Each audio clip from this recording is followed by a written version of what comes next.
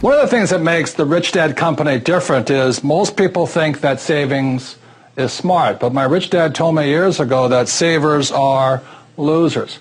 Now, I know this goes against the grain of what most people tell you, save money, save money, save money. But the reason savers are losers began back in 1971. And in 1971, President Nixon took the U.S. off the gold standard and made the U.S. dollar the reserve currency of the world. One of the reasons we have so much economic volatility in our economies today, high gas prices, high food prices, stock market booms and busts, housing values going down, all can be attributed back to 1971. Plus, there are other changes. So what makes the Rich Dad Company different is that we do not really subscribe to the idea of being a saver. We think it's more important you learn to be an investor. Like if you had invested in oil 10 years ago, you'd be a rich person today, even though savers are losers. If you invested in gold 10 years ago, you would have been a lot better off. If you had invested in rental real estate 10 years ago, you would have been way ahead of the savers. So if you want to get ahead, you need to not be a saver, but learn to be an entrepreneur or an investor.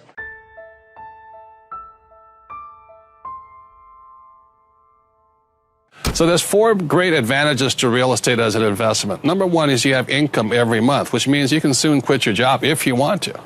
Number 2 is that you have tax advantages. There's so many tax advantages too. Number 3 is you have depreciation, right, which is another form of tax advantage.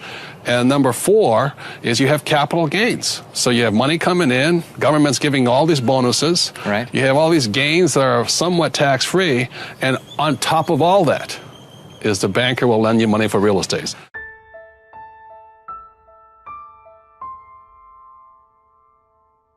When I was just 9 years old, my rich dad began to teach me how to become a real estate investor.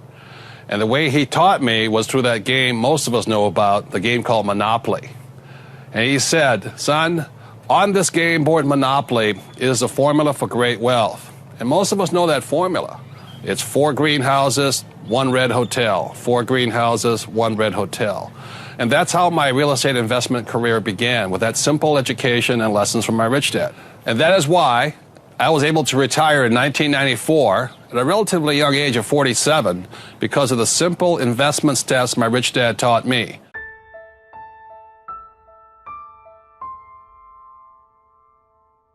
In any market, markets move up, markets move down, and markets move sideways. They're called trends.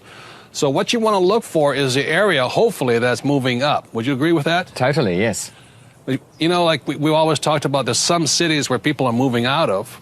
They're in decline. Right, and people are moving into. Right. And generally, where would you rather invest? Well, obviously, where people are moving into. But the interesting thing is, unlike the stock market, where it's very difficult to know which markets are going to go up and which areas of that market are going to go down, with real estate, you can follow the trends because they're so slow to evolve.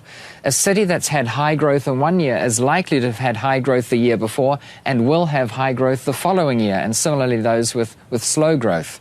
So it's very easy to figure out which cities and which suburbs within cities and which clusters of streets within suburbs are likely to do well in the future just by watching the past. And you don't get that luxury with many other markets. They're far more fickle and volatile. Right. So in any market, any investment, you have to watch the trends. There's always 3 trends, up, down, and sideways. Another way people become very successful in choosing the area first is sometimes you look for an area that's been down for years, and suddenly it comes back to life again. Those are really good, aren't they? They're great, and the trick is finding when it's at the bottom, because then it's about to take off. And the prices are really low. Prices are low. Most people make the mistake of buying when it's at the top. They think, wow, this is going really well, and they buy at that peak, and then the only way to go along is sideways or down again. Right. And if you're just starting out, let me give you one more tip that I learned the hard way. My first investment property I bought on another island, in the island from Hawaii. So I had a problem in this piece of property. It meant I had to catch a plane, fly there, rent a car, and go check my property. And so this problem persisted for a while, and so for 2 days a week, I was getting on a plane, flying to another island, renting a car, look at this property. So that added to the next thing. If you're going to find an area, make sure it's close to your house. And so I would recommend this, is find an area that you can even walk to. In my book, I talk about how the first investment property that Kim and I bought together, I used to jog past this neighborhood. So if it's close enough to jog to, it's close enough. That's a great area. Or find an area that you can drive when you're, going back and forth to work. The reason is when you're first starting out, you're bound to make a few mistakes. So make sure the area is close by. It's another good choice.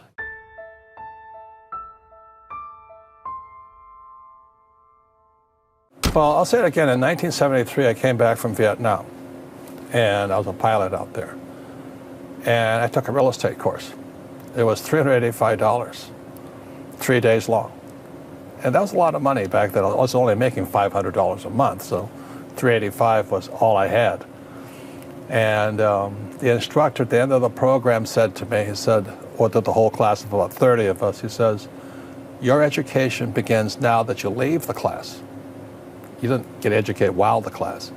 So his assignment was that everybody, or 30 of us, we had to pair up in team, get up in teams, two or three at a team, and we had to look at 100 properties in 90 days. And he says, don't buy anything, just look at 100 properties, do your evaluation of each property, write a short blurb about it, why it's good, why it's bad. And it's at the end of 90 days and 100 properties, then you make up your mind if you're going to buy something. He says, if you haven't found one property in 100 deals, you start again. You start again with another 100.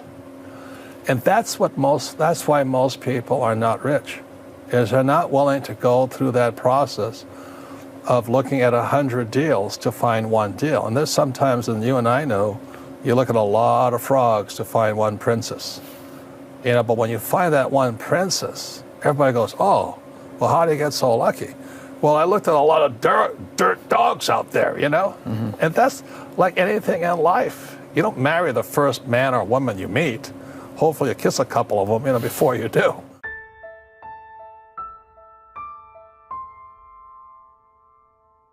After you've identified the area that you want to invest in, hopefully one that's going up, at that point, you begin looking at properties, the actual sticks and bricks, as I call it. Now, Dolph, do you care if the property is ugly? Not only do I not care, I like it if the property is ugly. You like problems, right? Well, they're not problems to me, they're challenges. You see, if there are problems, they're perceived problems, then everyone else values that property very lowly. Right. But I know that for a very small expenditure, I can massively increase the value of that property. So I love challenges. Right. So that's why I say to people, fall in love with the area, but not necessarily the house. In fact, a lot of times I look for the best area with the ugliest house. Right. And only at that point do I start looking at multiple properties. I don't want to get attached to any one. Is that correct? Correct. And you have to look at a lot of properties. People make the mistake of looking at 2 or 3 and trying to make a decision. You've got to look at dozens and dozens, and all of a sudden one will pop out as being spectacular. Yeah, sometimes you walk into a property that's not even listed just because you're looking around the area. Right. It might be for sale by owner or something like that, or people hear that you're looking to say, well, actually, my cousin's got one for sale. I wonder what he wants for it. Right. So after you find this area, you become this expert, and once you become this expert, let's say you're jogging or riding your bike around, and everybody knows you're looking for investments, suddenly people start giving you all these great deals and these properties. So that's the next step. After you've identified the area, then you start looking for the properties, and oftentimes I don't really care if they're bad. In fact, some of them can be too bad or too broken, but you're looking for problems sometimes, or sometimes they don't have to be a problem. It's just great deals.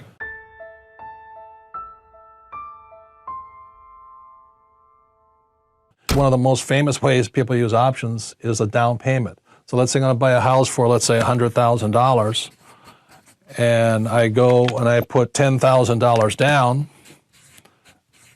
Some people call this a down payment, but what this $10,000 means to, and then the bank gives me $90,000.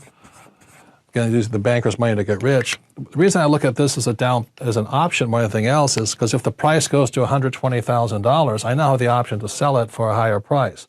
The risk is if it goes down, then I can get in trouble. As that's true with any kind of option. So that's one of the ways that options are used in real estate. And again, for me, from my perspective on it, a real estate down payment is an option to either buy this property later on or refinance it, and the beauty of real estate is this: if the price of this property goes up, the bank still only gets $90,000. Let's say it goes to $150,000, you get the $50,000, but the bank still gets the $90,000. That's why I absolutely love real estate, and I love the idea of options in it. Another way an option can be used is you can go up to a seller, or somebody has a house, and say, look, in 3 years, I want to buy your house for $10,000 or something like, $10,000 more than you owe right now, and here's my paper, but just give me the first right to buy it. And you only have to give them something like $1,000 for that right for that option. That's another way it's used. Another way options are used in real estate, which I use quite often, is let's say I go up to a project and they say, we're going to break ground in 1 year on this apartment condominium project, and you can buy a condominium right now before it's even built. So it's called a pre-construction purchase.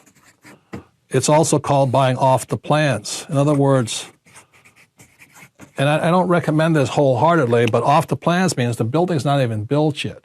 But you go up to the developer because they have to sell so many of these projects. They have to sell so many units or get so many buyers committed to them. So let's say I give them $1,000 down. The price is $50,000 today. And 3 years from now, when the project is completed, the project's worth $150,000. At that point, I don't have to buy the project. I don't have to finance this $150,000. What I can do is just basically sell my position, my option, to somebody else for the $100,000, and they can buy the property also. So I do all these types of options in real estate, and even right now I'm buying 6 units off the plans. The buildings aren't even built yet, but I'm putting an option down, and in 3 years, hopefully, and this is called speculation, not investing, because I'm speculating the price will go up. The option just assures me that a certain price today, and I'm betting that the price will be higher in the future. So these are the types of ways options are used in real estate also.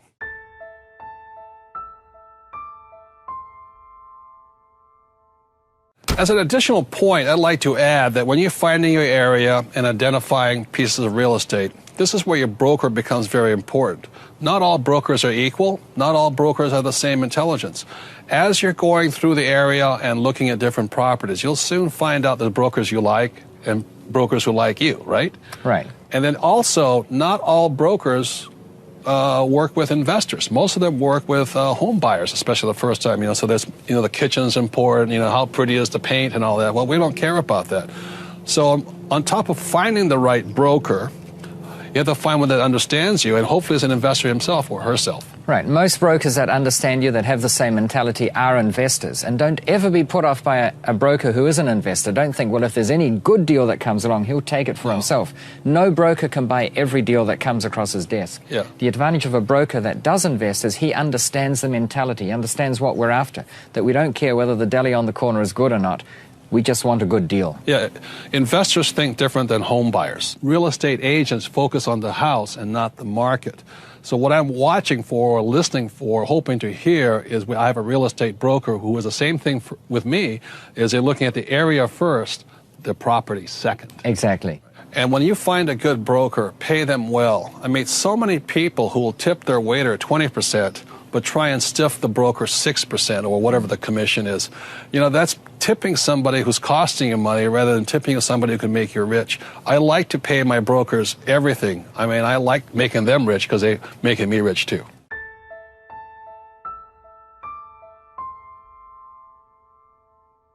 What I do, what real estate guys do, is opposite of what stock and currency guys do. Right. So I don't save money, I use debt. Right. And in 2007, when the U.S. market went down with the real estate market, my partners and I borrowed $500 million, not rand, dollars. Right. And we bought the best real estate possible. And it was wonderful. And then what happened in a few months ago, 2014, 2015, they also we were refinanced from 5% to 2.5%. Wow. So imagine our debt service going down by 50%. So our cash flow went up. Now, when I talk to the average person, I don't care if they're a PhD in economics, they really don't understand what I'm saying to them. No. So how can you make money off of debt? Absolutely. And the reason is because that's what the rich really do, is they use debt and taxes to get rich. And the poor and middle class, debt and taxes makes them poor.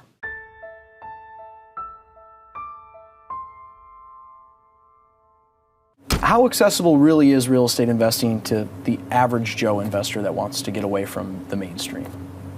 It's always the same thing, is that real estate is the best investment of all. There's two reasons why real estate is the best investment, time-honored, but you gotta be smart at it.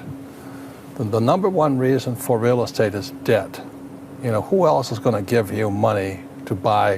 You know, they don't give you money to start a business, so they don't give you money to invest in oil, but they give you money to buy real estate. So debt is the key. So as I cover in my book, Second Chance, debt makes the rich richer. And secondly, taxes make the rich richer. So when I buy real estate, it is the last investment where I can make millions of dollars and pay zero tax legally. So the irony of it is these guys who are investing in the stock market, they don't really have any advantages for debt. There's some little bit. And they have no real tax advantages. That's stupid. So I don't care what you say about good markets or bad markets, good real estate, bad real estate. Real estate is the last great investment. Number one for debt, number two for taxes. Thank you so much for watching. Continue to believe, and I'll see you soon.